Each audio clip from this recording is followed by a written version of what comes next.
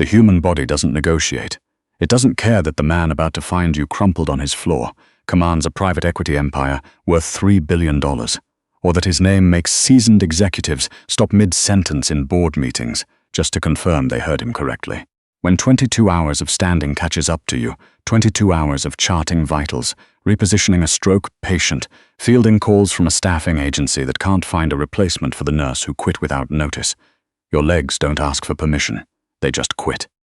Clara Pruitt quit at 4:47 in the morning, in the narrow back corridor of the Vale estate, 2 feet from the linen closet she'd been heading toward to grab clean sheets for the morning rotation.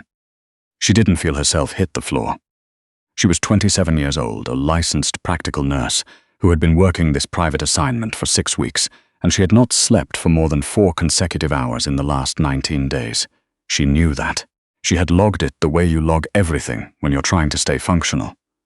The way you count backward from the next payment due to Harmon Medical Credit, the way you track which shifts she could pick up at the county clinic on her off days, the way you monitor a slow bleed in your bank account, the same way you monitor a patient's oxygen saturation.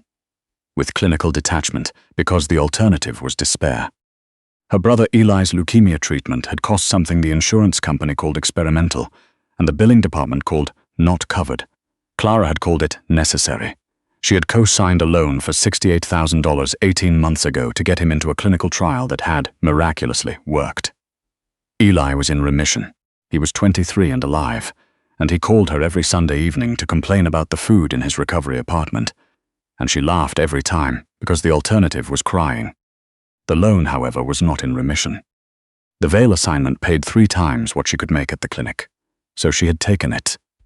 She had taken every extra shift available after the other nurse, a quiet woman named Roberta, had walked off the job with no explanation in the middle of a Tuesday. She had taken them because $68,000 didn't care about exhaustion either. The Vale estate sat on 40 acres outside of Greenwich, a house built by Garrett Vale's grandfather to announce wealth so old it didn't need to shout. It was pale stone and dark wood, 12,000 square feet of rooms that smelled like cedar and old money, and the faint antiseptic undertone that had arrived with Clara's nursing bag 6 weeks ago. It did not feel like a home. It felt like a monument to controlled power. Everything in its place, everything built to last, everything designed for a man who never intended to be caught unprepared. Clara had seen Garrett Vale exactly 9 times in 6 weeks. He moved through the house at odd hours, a tall man in dark clothes with a jaw like something carved rather than grown and eyes the color of deep water in winter, a grey-green so pale it registered as cold before anything else. He didn't speak to the staff unless issuing a directive. He did not look at Clara when he passed the corridor outside his grandfather's room. She was a function of the household, like the climate control or the quarterly maintenance checks on the security system. She preferred it that way. She was there for Arthur, not for him. Arthur Vale was 81, recovering from a stroke that had taken his left side coordination and a significant portion of his speech. He communicated mostly by pointing and expression, and his expressions communicated everything. He had made it very clear through a series of pointed looks that he thought his grandson worked too much, slept too little, and needed someone to tell him both things to his face. Clara had found this observation accurate. She had also found it entirely above her pay grade to act on. On the night she fell, she had been awake since the previous morning. Arthur had had a difficult night. Not serious, just the restless, confused 3 a.m. that sometimes came with stroke recovery, where he didn't know exactly where he was, and needed a hand to hold, and a steady voice to count his breathing down. Clara had stayed. She always stayed. By 4 in the morning, Arthur had finally settled. She had gone through the documentation, refilled his water, checked his pulse oximeter, and told herself she would grab the fresh linens and then, just for 30 minutes, sit in the supply room on the folding chair with her eyes closed. The linen closet was 8 feet from the supply room. She made it 6. Her shoulder hit the baseboard. Her head turned at the last second, some vestigial protective reflex, and then the corridor lights were above her, and then they weren't. Garrett Vale was not asleep. He had stopped pretending to attempt sleep 3 weeks ago, after discovering that the man he had trusted with the internal projections for the Meridian acquisition had been quietly feeding them to a competitor for 8 months. It had cost him the deal, and more than that, confirmed what he had spent 35 odd years slowly accepting. Trust was a calculation, not a feeling, and he had miscalculated. He was standing in the north kitchen drinking tap water. He had given up scotch for reasons he refused to examine too closely when he heard the sound. A muffled impact, the kind a house this large should have swallowed completely. He stood still for the 3 seconds, then pulled up the security feed on his phone. The East Wing corridor camera caught her feet. Dark nursing clogs, white compression socks, completely still at the edge of the frame. He was in the corridor 40 seconds later. She was turned slightly to the left, her dark hair loose from its clip, fanned across the hardwood in a way that looked almost deliberate, almost peaceful. Her breathing was visible, the slow, even lift of her shoulders, and her pulse, when he crouched and pressed 2 fingers to her wrist, was steady. No seizure, no cardiac event. Her skin was dry and slightly cool. She had simply stopped. Garrett sat back on his heels and looked at her for a long moment. He recognized her, the nurse. Clara something. She had been on the premises continuously for, he ran the calculation, 19 days, because he had seen the same name in the access logs every single day. He had noted it. He had not acted on it because the staffing agency managed scheduling. His grandfather's care was stable, and there were 17 more pressing items on any given day's list. He was looking at the consequence of that inaction now. He should call Mrs. Oakes. He should wake the head of household, keep the appropriate distance between himself and the staff. He stood up. He walked 2 steps toward the staircase. He stopped. The linen closet was open. She'd made it this far for clean sheets, for his grandfather's bed. Garrett exhaled through his nose, the kind of breath that wasn't quite a sound but functioned as one, and walked back. He lifted her carefully, one arm beneath her knees and one behind her back. She was lighter than she should have been, for someone who worked the way she did. Her head fell against his shoulder with the complete, unconscious surrender of a person who had spent all of their resistance and had none left in reserve. She smelled like hospital-grade soap and something faint beneath it, something almost like lavender, from whatever small pocket of non-work life she still maintained. He carried her to the south guest room. He laid her on the bed without pulling back the duvet. He started to step away. Her hand closed around his wrist. Not a grip, a reflex. The way a drowning person reaches for anything solid, not because they've chosen it, but because the body makes that choice before the mind can object. Her fingers were cold and surprisingly strong, and they locked onto the cuff of his sleeve and did not let go. Garrett looked down at her hand for a long time. He could have pulled free in a single motion. He didn't. He pulled the reading chair from the corner of the room. He sat down. Clara came back to consciousness in stages. The ceiling was wrong, high and white, with a plaster medallion around the light fixture that her apartment's water-stained popcorn ceiling certainly did not have. The mattress was wrong, thick and expensive, the kind that didn't creak. There was no beeping, no vitals monitor, no call button. Her arm moved automatically to sit up, and her right hand pulled short. She looked down. Her fingers were wrapped around a wrist, a large wrist, attached to a large hand, attached to an arm in a dark grey dress shirt with the sleeves rolled past the elbow. She followed the arm upward with the helpless focus of someone whose brain hadn't yet caught up to what her nervous system was already registering. Garrett Vale was asleep in the chair beside her bed. His head had dropped back at an angle that would leave a knot in his neck.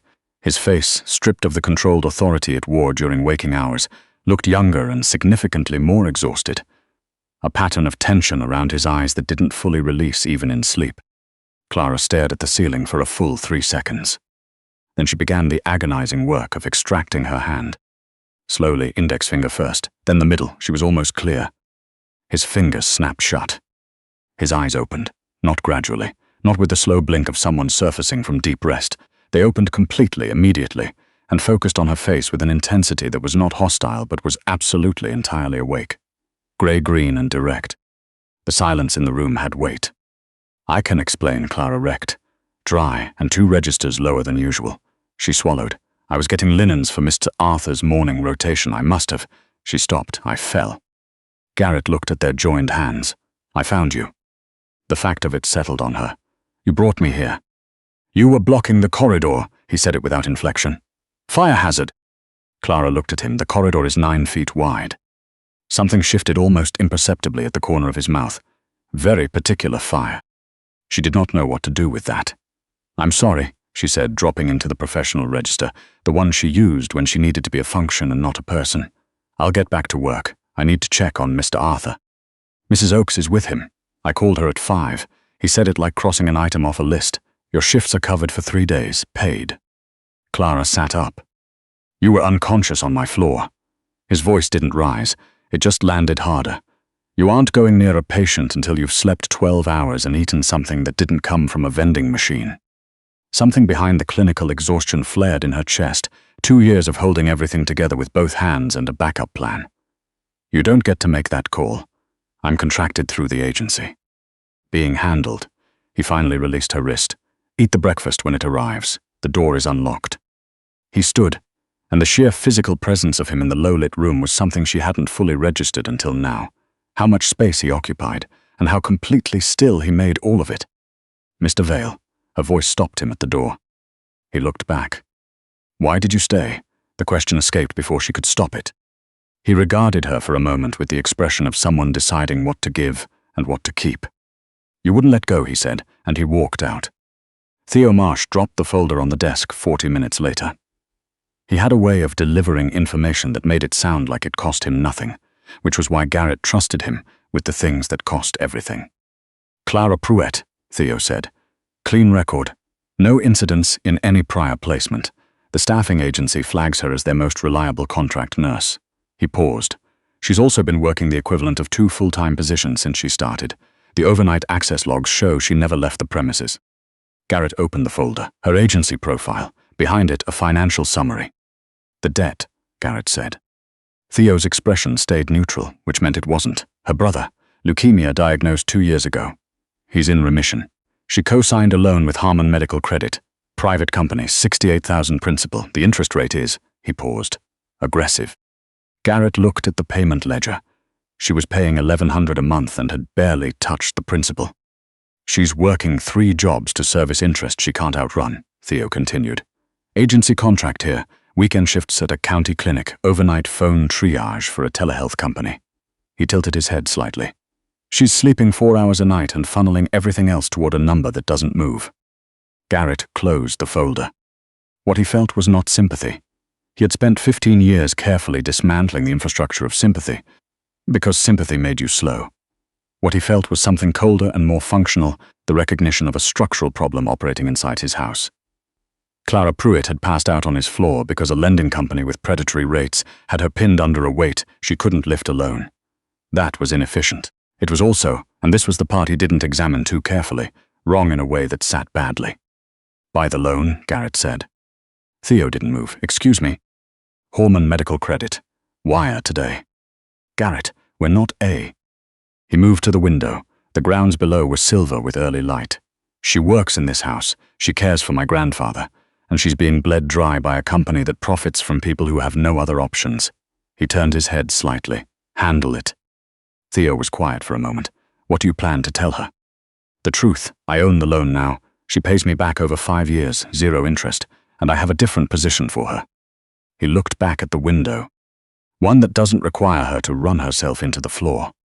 Clara sat across the desk that evening and did not speak for 11 seconds after he told her. You bought my debt, she said finally. The loan, he corrected. The structure remains. You owe the balance. You pay me. The difference is the interest rate, which is 0, and my collection practice, which does not include calling your employer. She looked at the release form. The balance column read 0. She had been staring at that number for 18 months, and it had never once been 0. Why, it was barely a question. Because Harmon Medical Credit charges 31% on a $68,000 loan to a woman making a nurse's salary, and that is not a debt structure. It's a trap. He said it without effect. I don't employ people who are trapped. It creates vulnerability.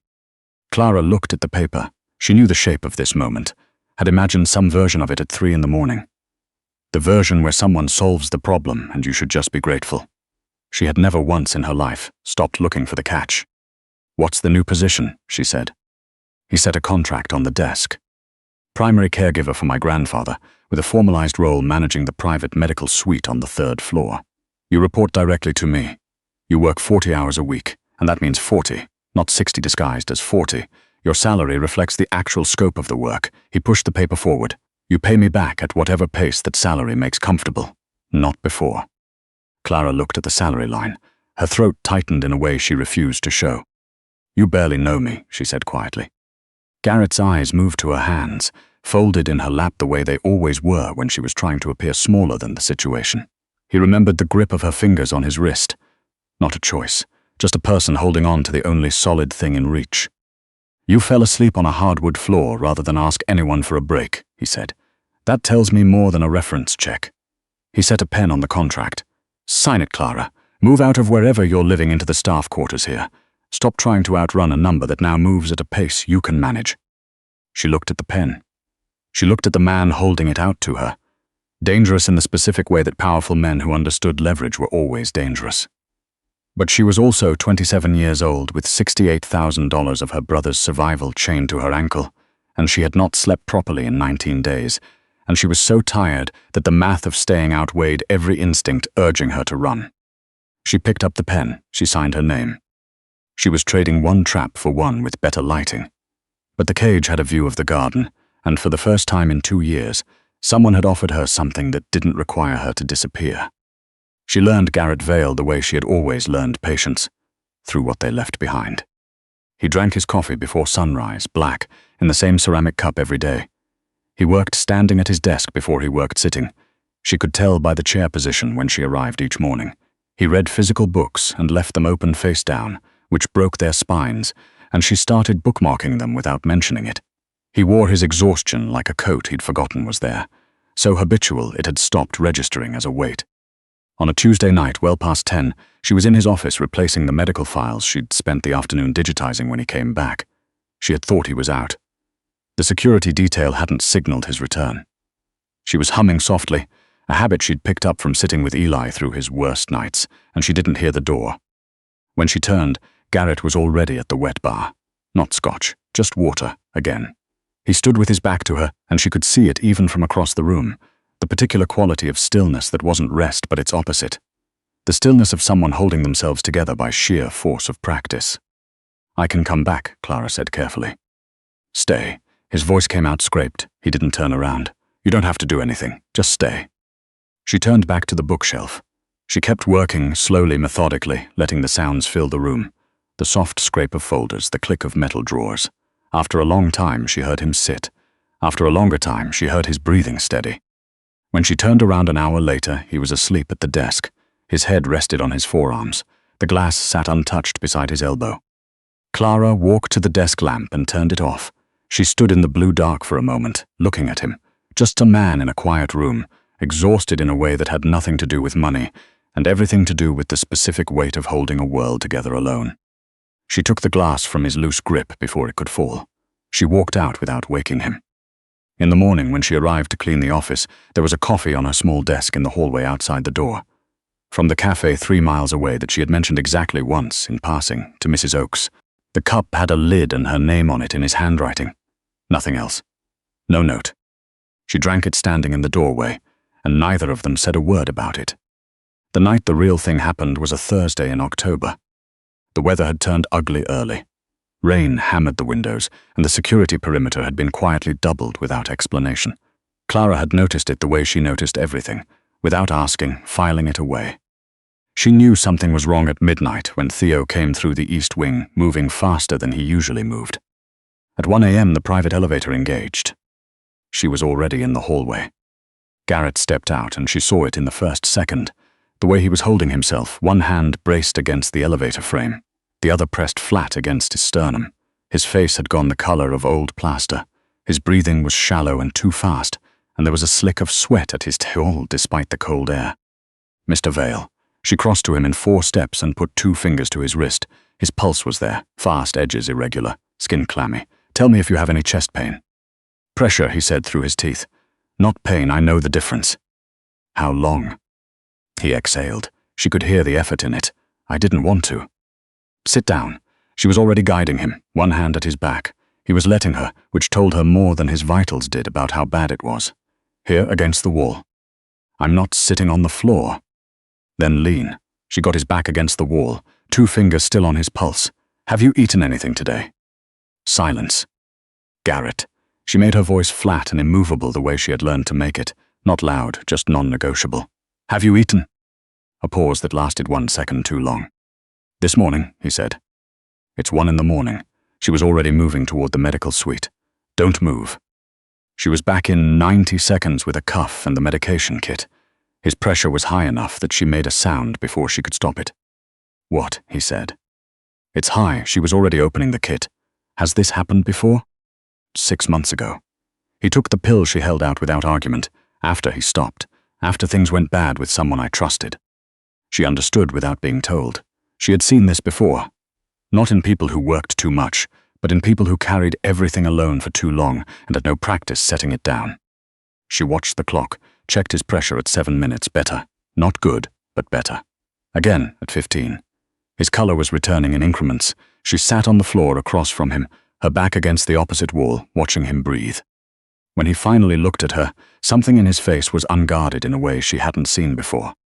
"I'm not going to die," he said. "Not tonight," Clara agreed. "But I need you to tell me what your day actually looked like. Because this is what no food and 4 hours of sleep and maximum sustained stress does to a cardiovascular system, and I have watched enough people ignore that signal until they couldn't anymore." Something passed across his face. "You sound like my grandfather." "Your grandfather," she said quietly, "is a very smart man." The ghost of something moved at the corner of his mouth, not quite a smile. Close enough. "Come on." She stood and offered her hand. He took it. He stood slower than usual and didn't let go immediately, and neither of them made anything of it. "Your own bed tonight. I'll check your pressure again at 3. At the door to the master suite, he stopped. "Clara." She turned. His hand was still loosely around her wrist, the same way it had been the first night. Not a grip, a question. His eyes were exhausted and stripped of the careful architecture he usually kept between himself and everyone else in his life. "Don't go back to the staff quarters," he said. She looked at him for a long moment. At the exhaustion and the pride and the thing underneath both of them that neither had named, and that she suspected both had been quietly building toward since the morning she had woken up holding his hand without meaning to. She thought about Eli. About $68,000 and what it had felt like to fall and have someone sit beside her in the dark without making it into anything other than what it was. Two people who had run so far and so long that they'd ended up in the same corridor at the same hour and chosen not to leave. "I'll take the chair," she said. She brought the reading chair from the hallway alcove and set it beside the door where she could see both the window and the room. Garrett lay down without protest, which was, she thought, the most telling thing he had done since she'd met him.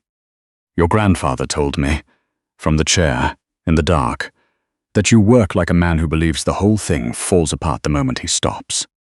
Silence. "He's not wrong," Garrett said. "It won't fall apart tonight," she said. "I'm right here." His breathing slowed, steadied. The rain moved across the windows and the house was quiet around them, and she sat in the chair with her arms folded, watching the rise and fall of him.